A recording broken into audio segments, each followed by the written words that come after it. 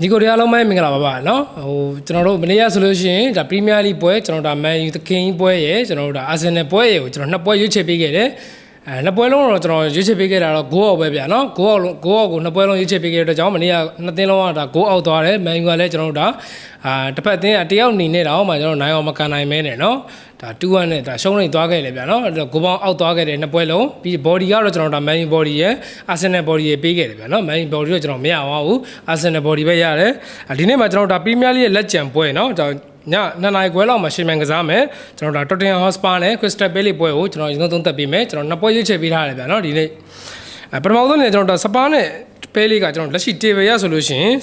Crystal Palace ကအဆင့်14မှာရှိပြီးတော့ကျွန်တော် Tottenham Hotspur ကအဆင့်16မှာရှိရဗျာနော်ဒီနေ့ရာသီမှာဆိုလို့ရှိရင် Spur အသင်းရဲ့ကျွန်တော်ဒါခြေဆွမ်းကတော်တော်လေးကိုစိုးဝါးရဲ့ထဲမှာပါတယ်တော်တော်လေးကိုဗျာဟိုဘယ်လိုပြောမလဲပြောစရာဖြစ်တယ်လုံးဝဒါလက်ရှိဒါ Spur အသင်းနေနဲ့လေဟိုတက်ဆင်းစုံတွေကအမှတ်ကတိတ်မကွာတော့ဘူးဗျာလက်ချိုးကြည့်လို့ရတယ်ဟိုဘယ်ချိန်ဒီပွဲသာထပ်ရှုံးမယ်ဆိုလို့ရှိရင်တက်ဆင်းစုံတွေရောက်သွားနိုင်တဲ့အခြေအနေမျိုးလည်းဖြစ်တယ်ဗျာနော်အဲ့တော့ Spur အသင်းတော့ဒီနေ့ပွဲဒီတော်တော်လေးကိုအရေးကြီးရဲ့ပွဲမျိုးလည်းဖြစ်တယ်အဲ့တော့ဒီနေ့ရာဒီကျွန်တော်တို့ဒါစပါးသင်းရဲ့အိမ်ကွင်းဆက်ဆောင်ရေးကျွန်တော်ပြန်ကြည့်မယ်ဆိုလို့ရှိရင်လည်းစပါးကနော်ကျွန်တော်တို့ဒါအိမ်ကွင်းမှာဆိုလို့ရှိရင်နောက်ဆုံးအိမ်ကွင်း9ပွဲမှာ3ပွဲရှုံးပြီးတော့1ပွဲနိုင်ထားတယ်1ပွဲတည်ကြထားတယ်ဗျာနော်ချန်ပီယံလိမှာတော့ဒါသွားကောင်းနေတယ်တော့မို့အိမ်ကွင်းမှာ2-0နဲ့နိုင်ပြီးတော့ပရီးမီးယားလိမှာတော့ရလက်တွေကတော်တော်လေးကိုစိုးရတဲ့အနေအထားမှာရှိတယ်ပွဲတိုင်းတော့နော်ဒါအိမ်ကွင်းနောက်ဆုံး9ပွဲမှာ9ပွဲလုံးတော့ဒါဂိုးကတော့သွင်းထားတယ်ဗျာနော်အဲ့တော့ဒါ Crystal Palace အနေနဲ့ကျွန်တော်ကြည့်ရမှာဆိုလို့ရှိရင်လည်း Crystal Palace ဒီကျွန်တော်တို့ပြီးခဲ့တဲ့ဘက်ကနော်ဒါMan U ရှုံးနေပြီးတော့ဒါအသင်းရဲ့ဒါသားသမတယောက်ကနောက်တန်းနေဒါကွန်ညာဆွဲလို့ဆိုပြီးတော့တယောက်ထုတ်ခံထားရတယ်တယောက်ကအနီကထိထားရတယ်ဗျာနော်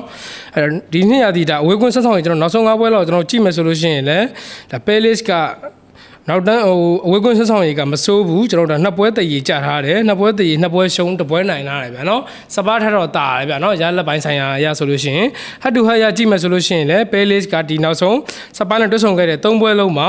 နော်ကျွန်တော်တို့ဒါနှစ်ပွဲနိုင်ပြီးတော့ကျွန်တော်တို့ဒါစပါးတစ်ပွဲနိုင်ထားတယ်ဟတ်တူဟတ်မှာလည်းကျွန်တော်တို့ဒါဟို Palace ကဒီနောက်ဆုံး5ပွဲလောက်မှာဆိုရင်ဟတ်တူ Palace ကတာထားတယ်ဗျာနော်အဲ့တော့ဒီနေ့မနက်ပေးထားတဲ့ဇီရန်ရဆိုလို့ရှိရင်ကျွန်တော်တို့ဒါTottenham Hotspur ဒီကျွန်တော်ဒါ level 30ရှုံးကိုပေါင်းကဒါနှလုံးအပြည့်ရှုံးနဲ့ပေးထားတယ်ဗျာနော်လက်ရှိပေးထားတဲ့ဇီရန်ရကျွန်တော်ဒါစပါးကနေပြီးတော့ level 30ရှုံးပေါက်တယ်ဆိုပေမဲ့ကျွန်တော်ဒါစပါးကိုသွားပြီးတော့အရင်တတိချရုံလို့လည်းမရသလို Palace ကလည်းဟို Man U ရှုံးနေထားတဲ့အတွက်ကြောင့်ကျွန်တော်ဒါလူစင်းကအရင်မတောင့်တင်းတဲ့အတွက်ကြောင့်ကျွန်တော်တို့ဒါ Palace ကိုလည်းအရင်သွားပြီးတော့ဟိုယုံစားလို့မရဘူးဗျာနော်အဲ့တော့ကျွန်တော်ကဒီနေ့ပွဲမှာကျွန်တော် body shot နဲ့ကျွန်တော်ဂိုးပေါင်းရွေးချယ်ပေးမယ်ဗျာနော်ဂိုးပေါင်းကကျွန်တော်ဒါနှလုံးအပြည့်ရှုံးဆိုတော့လက်ရှိဒါစပါးကလည်းအိမ်ကွင်းမှာနောက်ဆုံး9ပွဲလုံးမှာဂိုးသွင်းထားတယ် Palace ကလည်းအဝေးကွင်းတွေမှာဂိုးသွင်းထားတယ်ဗျာနော်တကယ်လို့ဒီပွဲဒီကျွန်တော်တို့ဒါဟိုတရေတစ်ပေါက်ပေါ့နော်1-1တစ်ပေါက်လောက်ပဲသွားမယ်ဆိုလို့ရှိရင်ကိုပေါင်းကအောက်ဖို့ကျင်းတည်ရအောက်ဖို့များရတယ်ဗျာနော်ဟို1-1သွားမလားကျွန်တော်တို့1-0သွားမလား0-1သွားမလားဒါမှမဟုတ်2-1တစ်ပေါက်လောက်ပဲသွားမလားဆိုတော့ဒီတစ်ချက်တော့ကျွန်တော်စောင့်ကြည့်ရမယ်ဗျာနော်ကျွန်တော်ဒါပြီးခဲ့တဲ့ဘက်ဆိုလို့ရှိရင် Premier League မှာပွဲတိုင်းနီးပါးကဒါတောက်လျှောက်နော်အကုန်ပွဲတိုင်းနီးပါးဂိုးပေါ်ထားတယ်2-1တစ်ပေါက်နဲ့သွားပြီးတော့ဂိုးပေါ်ထားတယ်ဗျာနော်ပွဲတိုင်းနီးပါးဒီဘက်မှာဆိုလို့ရှိရင်ကျွန်တော်တို့ဒါ Premier League ပွဲစဉ်တော်တော်များများဂိုးပေါင်းအောက်တဲ့ပွဲကများတယ်ပြီးတော့နှစ်သင်းလုံးရဲ့လက်ရှိခြေစွမ်းကလည်းအရန်ကြီးဒါဂိုးသွင်းနှုန်းကအရန်ကြီးမကောင်းဘူးဗျာနော်ဂိုးသွင်းနှုန်းနဲ့ကြားတဲ့အတွက်ကြောင့်ဒီနေ့ပွဲကကျွန်တော်ကတော့ဒီစပါးပွဲကိုဂိုးပေါင်းအောက်ကိုကျွန်တော်ပို့ကြိုက်တယ်ဗျာနော်ဒါညီကိုတို့အကြိုက်တူမှာဆော့ပါ body ကိုကျွန်တော်ရှောင်တယ်အကြိုက်တူမှာသာဆော့ပါနော်နောက်ထပ်တစ်ပွဲကတော့ကျွန်တော်ဒါဟောပင်တစ်ကပ်ပေါ့နော်ပင်တစ်ကပ်ကျွန်တော်ဒါ quarter final ရောက်သွားပြီဒါ Lioness Lance နဲ့နော် Lioness Lance နဲ့ကံမှာဒါကျွန်တော်ဒါရှုံးထွက်ပွဲတွေပေါ့အဲ့နှစ်သင်းလုံးရဲ့ Lioness Lance ရဲ့ကျွန်တော်ဒါဟတ်တူဟတ်ရကြည့်မယ်ဆိုလို့ရှိရင်ကျွန်တော်ဒါဟို Lion အိမ်ခွင်းမှာနောက်ဆုံး9ပွဲလောက်ဒီကျွန်တော်တို့ဒါ Lance ကနည်းနည်းလေးတာထားတယ်ဗျာနော် Lance ကတာထားတဲ့ပုံစံမျိုးတော့ရှိတယ်ဒါပေမဲ့ Lion အိမ်ခွင်းဖြစ်တဲ့အတွက်ကြောင့်လည်း Lion ကလည်းဒါ short တက်လို့မရဘူးနော်ကျွန်တော်တို့လိုင်ယွန်ရဲ့ဒီနေ့ရဒီအိမ်ကွင်းမှာဆက်ဆောင်ယူကြည့်မယ်ဆိုလို့ရှိရင်လိုင်ယွန်ကကျွန်တော်တို့အိမ်ကွင်းဒီနေ့ရဒီ9ပွဲလုံးမှာ9ပွဲလုံးစရိုက်နိုင်ထားတယ်နော်လန့်စ်ကတော့ကျွန်တော်တို့ဒါအဝေးကွင်းကနောက်ဆုံး9ပွဲမှာဆိုလို့ရှိရင်ဒါ3ပွဲနိုင်1ပွဲတည်ရည်နဲ့ကျွန်တော်တို့ဒါ1ပွဲရှုံးထားတယ်ဗျာနော်လန့်စ်ကလည်းဒီနေ့ရဒီမှာပုံစံကောင်းတွေပြသနိုင်တယ်လို့လိုင်ယွန်ကလည်းလောကအကောင်းဆုံးခြေနေမှာရှိနေတဲ့အသင်းတစ်သင်းဖြစ်တယ်ဗျာနော်နှစ်သင်းလုံးကလည်းလက်ရှိကဂိုးမြူးနေတဲ့အသင်းတွေလည်းဖြစ်တယ်လန့်စ်ကလည်းဒါဟိုကျွန်တော်တို့ဒါဟိုသူတို့ဒါပြင်သစ်လူကူနော်ပြင်သစ်လူကူကျွန်တော်ဒါတ တေးရဆိုလို့ရှိရင် lens ကအဆင့်2 lion ကလည်းအဆင့်3ဗျာနော်ဒါကတ်နဲ့တော့မဆိုင်ဘူးဒါပေမဲ့နှစ်သင်းလုံးရဲ့စွမ်းဆောင်ရည်ကိုကျွန်တော်ပြောပြတာနှစ်သင်းလုံးကလုံးဝစွမ်းဆောင်ရည်ကောင်းနေတဲ့အသင်းတွေဖြစ်တယ်တိုက်စစ်ကောခန်းစစ်ကောနော်ခန်းစစ်ကလည်းဂိုးတွေပေးရတယ်လို့တိုက်စစ်ကလည်းဂိုးတွေသွင်းတယ်ဗျပေးကိုရကိုများနေတဲ့အသင်းဖြစ်တယ်နှစ်သင်းလုံးကအဲ့တော့ဒီနေ့ပေးထားတဲ့ဈေးတန်းကကျွန်တော်တို့ဒါ lens ကနေပြီးတော့ဈေးတန်းပြန်ပေါက်တယ်ဗျာနော်အဝေးကွင်းကနေပြန်ပေါက်တယ်